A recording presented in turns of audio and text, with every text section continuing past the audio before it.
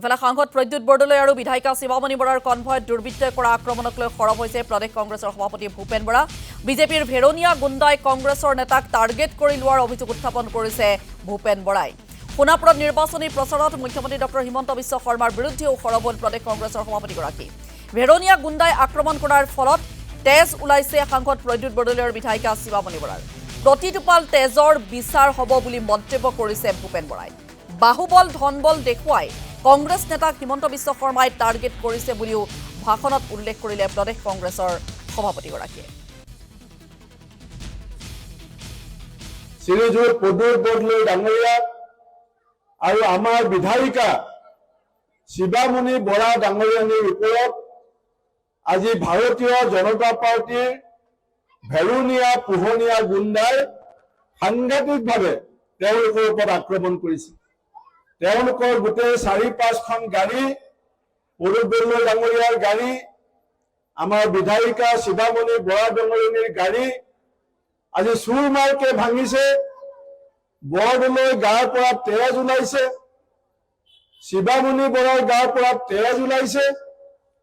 আৰু এই মুহূৰ্তত মই হিমন্ত বিশ্ব শৰ্মা ডাঙৰীয়াক সোণাপুৰ হাই ছেকেণ্ডেৰীৰ এই খেলপথাৰৰ পৰা মই হিমন্ত বিশ্ব শৰ্মাক প্ৰত্যাহ্বান জনাইছো যে আপুনি বাহুবল ধনবল দেখুৱাই আমাৰ কংগ্ৰেছ নেতাসকলৰ ওপৰত যি আক্ৰমণ কৰিছে, আজি প্ৰদ্যুৎ বৰদলৈ দেহাৰ পৰা যি তেজ নিগৰিছে, এটোপাল এটোপাল তেজৰ বিচাৰ 2026 চনত আমি কৰিম।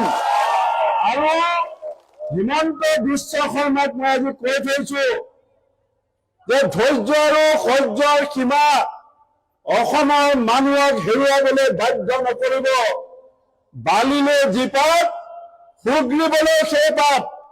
আপুনি অসম মাতৃৰ চৰণ আজি কংগ্ৰেছৰ নেতা প্ৰদ্যুৎ বৰদলৈ শিৱামণি বৰাই নিজৰ তেজেৰে ধুৱাইছে। স্বাধীনতা সংগ্ৰামতো আমি বহুতে এইখন দেশৰ কাৰণে তেজ দিছিলো।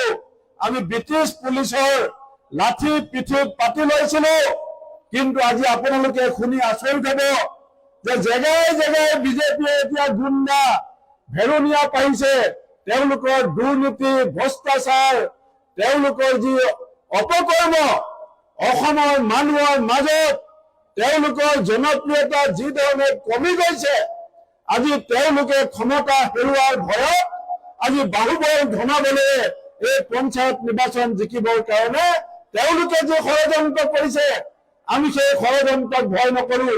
কালিলৈ আমাৰ কংগ্ৰেছ দলৰ নেতাসকল ডিজিপি অফিচত যাব আৰু আমি চাম যে পুলিচে যদি দোষীক উপযুক্ত শাস্তি দিয়ে, দোষীক যদি কাৰ্যত কৰে ভাল কথা, নহলে আমি গোটেই অসমতে পুলিচ থানাবিলাক আমি ঘেৰাও কৰিবৰ কাৰণে সিদ্ধান্ত লম।